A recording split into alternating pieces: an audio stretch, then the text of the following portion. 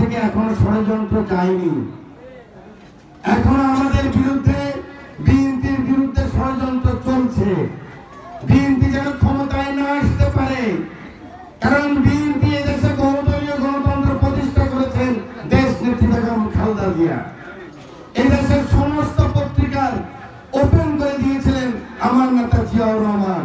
প্রত্যেকটি দলকে নতুন করে নিবন্ধন নিয়ে আবার রাজনীতি করার সুযোগ করে দিয়েছিলেন আমার নেতা জিয়াউর রহমান।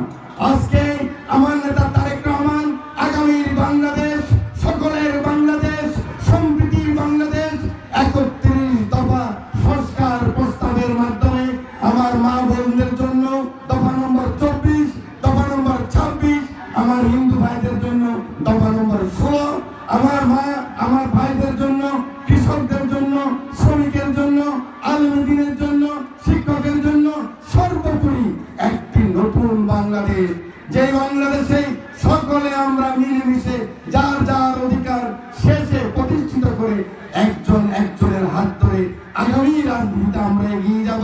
সেই রাজনীতির জন্য আমার নেতা তারেক রহমান যে স্বপ্ন দেখে যে কাজ করে যাচ্ছে, আমি বিশ্বাস করি আমার রামগতি কমলনগরের মানুষ সহ সারা বাংলাদেশের মানুষ এখন বসে আছে।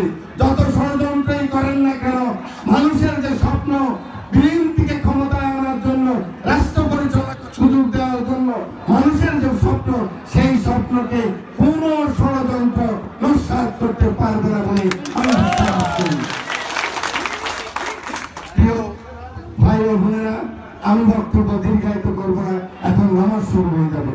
আমি শুধু একটি কথা বলতে চাই, ২০০০ সালে আমি যখন প্রথম এখানে এসেছিলাম, আমার নেতা তারেক রহমান পাঠিয়েছে, আপনারা জানেন আমার কত বয়স ছিল।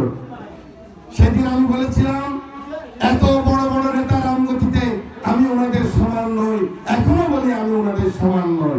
ওনারা অনেক উপযুক্ত মানুষ, শিক্ষা দীক্ষা জ্ঞানী, জাতীয় রাজনীতিতে, কিন্তু আমাকে কেন ভোট দিবেন? সেদিন বলেছিলাম আমি ২৫ বছরের রামগতির যে রাজনীতি, সেই রাজনীতি ছিল সংঘাতের রাজনীতি, সেই রাজনীতি ছিল খুনাখুনির রাজনীতি, সেই রাজনীতি ছিল প্রতিহিংসার রাজনীতি। আমি বলেছিলাম আপনারা যদি আমাকে নির্বাচিত করেন, আজ থেকে ২৫ বছর আগে বলেছিলাম আমি আপনাদেরকে মামলা হামলা মুক্ত একটি রামগতি দেব। আমি বলেছিলাম আমাকে যদি আপনারা নির্বাচিত করেন, আমি প্রতিহিংসা মুক্ত একটি রাজনীতি দেব। আমি বলেছিলাম আমি আপনাদেরকে একটা সুশীল সমাজ দেব। সেই লক্ষ্যে আমি কাজ করেছি, আজও আমি কাজ করে যাচ্ছি। আমি আন্দোলনে ছিলাম আপনাদেরকে নিয়ে, আমি সংগ্রামে ছিলাম আপনাদেরকে নিয়ে।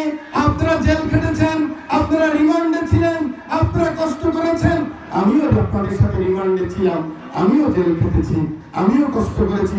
এই যে আমার শাহেদ আলী পটু পৌরসভার মেয়র কত কষ্ট করে পুরো রামগতির মানুষ, পুরো এস্টাবলিশমেন্টের বিরুদ্ধে সেদিন যুদ্ধ করে আমরা সরকারের রক্তচক্ষুকে উপেক্ষা করে আমরা শাহেদ আলী পটুকে নির্বাচিত করেছিলাম, কিন্তু উনি কোনো কাজ করতে পারেন নাই। কি কারণে? ওই প্রতিহিংসার কারণে। আমার প্রেসিডেন্ট এখানে উপস্থিত আছেন জনাব ডাক্তার জামাল উদ্দিন, আমার বিধায়ক খন্দকার কমিশনার আছেন, ২৬শে মার্চ মনে আছে আপনাদেরকে, ওনাদেরকে চুরের মতো পিটাই থানায় নিয়ে আমার চালান করে দিছে। আমার সেই সমস্ত নেতৃবৃন্দের কথা আপনাদের বুকে লাগে না? আমার এখানে কত নেতা, শিববীর আরম্ভ করে করিম, কার কথা আমি বলবো?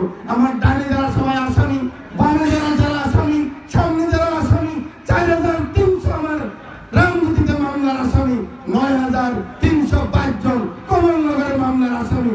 আপনাদের বিবেকে কি বলে? এই মানুষগুলিকে ছেড়ে আমি কি চলে যাব? চলে যাব? আমার যেটা আকাঙ্ক্ষা নাই, পাওয়ার কিছু নাই, আপনারা যদি বলেন আমি চলে যাব। আর যদি আপনারা চান, যেমন আন্দোলনে ছিলাম, সংগ্রামে ছিলাম, আমার দলের আমি ছিলাম সিঙ্গেল ক্যান্ডিডেট। ২৬ তারিখ আমার অ্যাক্টিং চেয়ারম্যান ২৬শে অক্টোবর আমাদেরকে ডেকেছিলেন নমিনেশন বোর্ডে, আমাদের স্ট্যান্ডিং কমিটি। ওই সবাই আমার চেয়ারম্যান যে বক্তব্য দিয়েছেন, এটা বাইরে হয়তো বলা যাবে না, সেদিন আমাদের সকলের চোখে পানি চলে আসছে।